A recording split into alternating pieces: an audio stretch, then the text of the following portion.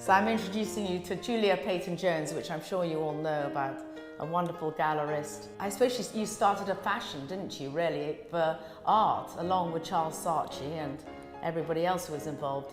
You made it sort of socially exciting and interesting. You put on so many exhibitions. Well, I was very lucky to start in the art world in any significant way in 1991. Yes.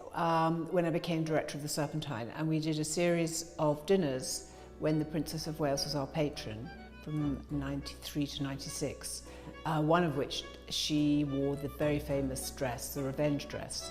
And so that was a way of raising money for our renovation, with the gallery very badly needed it, Yes. and also having fun at the same time. And then from that, we continued to do the summer party, and somehow I wanted to make raising money, bringing new people into the gallery, fun, and not a sort of onerous duty either for me or the people I worked with, or the people that came and were generous in supporting us. I mean, you did some incredible exhibitions. I mean, I saw the black ink being put into the sheep, yes, you know, of Damien Hirst. Yes. That was quite an extraordinary day. I was walking around and I just saw somebody dump the ink in the middle of the gallery. Yes, that was extraordinary. The piece was called Away from the Flock. Yes. And it was a sheep in formaldehyde. And we borrowed it from Charles Saatchi for this exhibition that Damien curated, called Some Went Mad, Some Ran Away. And the artist, in inverted commas, who did that was somebody called Mark Bridger. And because we reported it to the police, the Crown Public Prosecution Service then brought it to trial. And Damien went into the witness box at Bow Street. And I mean, I knew he was brilliant well before that, but he spoke so unbelievably well, with such authority, humour, and just from such a position of power that it was quite obvious that he was going to be the star. Yes. Although stars change, other artists come up, and but they're an extraordinary group. That period of time was extraordinary. So you got into the Serpentine, but how did you get there? I mean, when I first met you, you were at the Royal College of Art. That's right, in the painting school. Yes. And so I was very lucky because I did undergraduate and postgraduate at the Royal College. Then I went to teach at Edinburgh University and Art College. And then I came back down to London. Teaching had really changed at that point because it was a technical change, but a very significant one insofar as they became degree courses. And so there was a whole reshuffling of everybody who taught and who wanted to teach. And so I decided to start to organise exhibitions, which I did for the Arts Council, who at the time, not only were they a major funding body, but they were running the Hayward Gallery and the Serpentine. So I was very lucky to work with David Sylvester and Brian Robertson on shows, and I began to raise money because that was what was needed, which was not really done at that time. And then suddenly I thought, you know, this is ridiculous. I'm working 24 hours a day, 7 days a week. It's too much. It's not worth it. And my art's not good enough. So I stopped and went into curating full time, stayed at the Hayward for 3 years. And then I went to be director of the Serpentine. And then I stayed there because it was such an amazing job for 25 years. But you sort of lived your life upside down, because then you have a baby at 64 and you've done a huge career. I mean, you've really achieved a lot for a woman. I mean, you've managed to do everything, in fact. Well, that's very kind of you. I mean, it doesn't quite seem like that from my perspective. No. But I think life is long, hopefully, and Yes. I've got many things that I want to do, so I'm keeping going. You even did a book last year. Yes. Tell me about your book. Well, I wanted to go back. I've always been very admiring of people who have jobs and then work and make art in tandem. So they go home after their working day and they then make art. And I really wanted to emulate that. So I decided to do a daily visual diary. So I gave myself a sort of homework assignment that every day I had to do a drawing, and I posted it on Instagram because I thought this was a discipline, and I had to do it before 12 o'clock at night. And it was really an interesting thing to do. And it was hard because often I didn't want to do it, or I'd been out and I had to do it when I got back. So doing something over and over again, firstly the subject matter was different, but it also went into the period of COVID. Although I started on January the 1st, COVID then took over in March. And so I still kept the process of working during the day at the gallery, although I was working from home, but today I was very packed. And then after supper, after Pia was in bed, then I would go into the studio. And I've got an awful lot of drawings. I went through them the other day. It's really, Well, you must really have at least 300. Yes, I really do have a lot of drawing. But it was a fascinating thing to do, and then I worked with a curator at Serpentine. Then we worked with a designer who had designed the Lynette Yadamboake book for the Tate. And so the three of us over Zoom were going, oh, what do you think? And I was laying them out on the floor and doing videos of the run of the drawings. But it was a fascinating thing to do.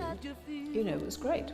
So Frieze is next week. Yes. Another Frieze. And do you think this one will be different? Or do you think they're becoming like supermarket art? You know, I mean, there are so many now, aren't there? When we first went to Frieze, I remember thinking this is the most extraordinary event. Frieze is a tricky venue now. I mean, it's tricky, isn't it? It's like a huge place. Well, it is a huge place. And, you know, I always maintain that at art fairs you can see really, really wonderful things. Yes. But you have to look carefully. I mean, you really have to make an effort. You have to pay attention and be quite methodical.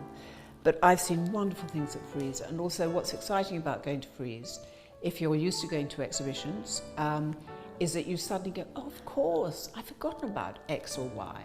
Yes. Or that's a new artist. How interesting. Where do they originate from? Or it triggers your thinking, and you also, I always find that I get fresh ideas. You know, Frieze is in LA, it's recently did a fair in Korea. I mean, they're hugely successful. I very well remember when Matthew Slotover and Amanda Sharp came to the Serpentine and said, you know, we're thinking about starting an art fair, what do you think? I said, great, fantastic, when are you doing it? And then they came back and said, well, we're still thinking about doing it. I said, well, it's still a great idea. And then they did, and it was a revolution. And it was part of the, together with the artists, together with the museums, together with the commercial galleries, it was what made, you know, London such a focus. It's Absolutely. Fantastic.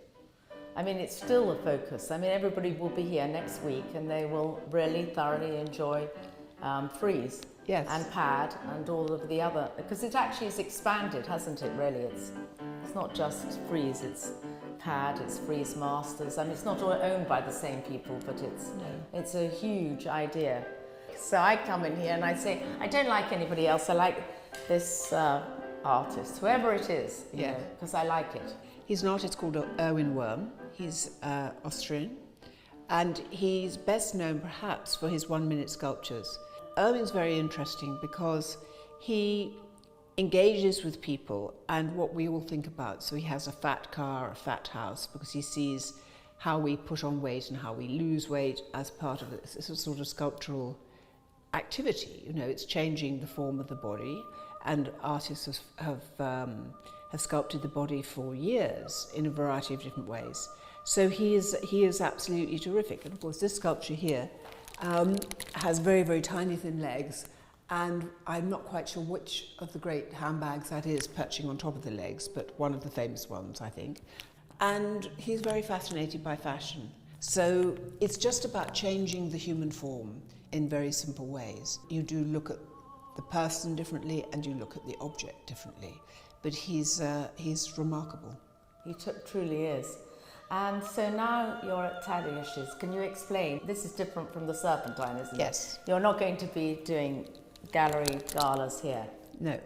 Well, we have a wonderful collaboration with the National Gallery, which is called Unexpected View, which is a dinner we do together with them, whereby artists select works in the National Gallery's collection, talk about them, which is fascinating, because always to hear artists talking about art that they love is sort of inspiring. So what I do here is a number of things, but I'm very lucky to work with Thaddeus and an amazing team in Ely House and Dover Street, Bishop of Ely's London residence, which is the most amazing building that holds exhibitions and also obviously offices for all of us.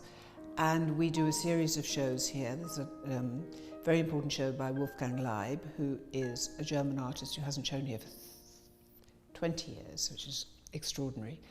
And so what Thaddeus does is represent artists. He represents them over decades. He adds new artists to his stable. So, for example, Alvaro Barrington, Rachel Jones, or Megan Rooney, or Mandy Elsie-Egg, for example, Oliver Beer. So the younger generation, but also titans like basilets or kefir. It's a very thriving gallery, and it has galleries in London, Paris, Salzburg, where he started, and also recently Korea, which is a new hotspot for art. Absolutely, I heard it was extraordinary. Yes. What would be your dream if you could have a dream about anything? I would love to be a very successful gallerist working with Frieze. In the fullness of time and in due course, perhaps do another book or go back to the studio in some way. Obviously bringing up Pierre is a, full-time job, which you know as a mother. Yes.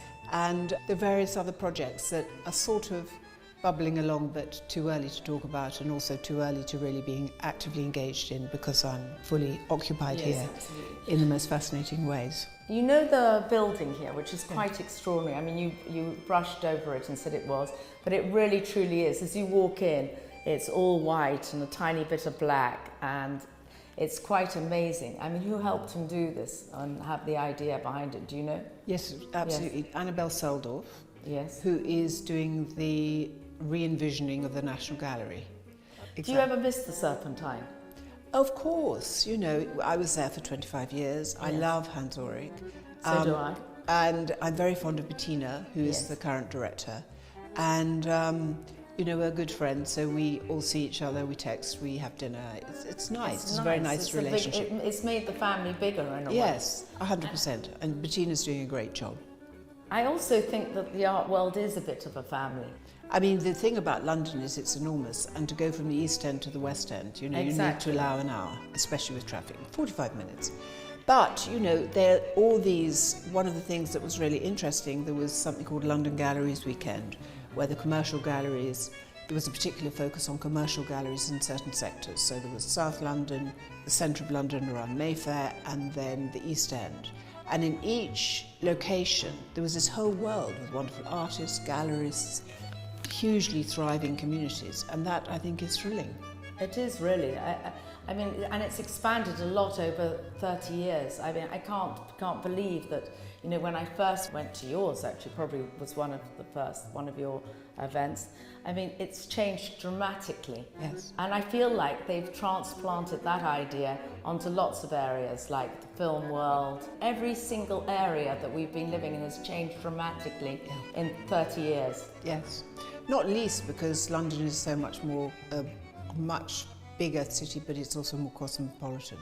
And so all those influences, in various different ways, have impacted the culture and the communities throughout the city. It's great. Yes, it's wonderful. So, it's just a very exciting time.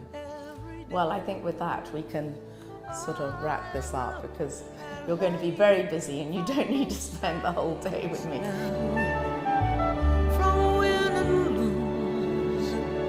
Still somehow it's life's illusions I recall. I really don't know life at all.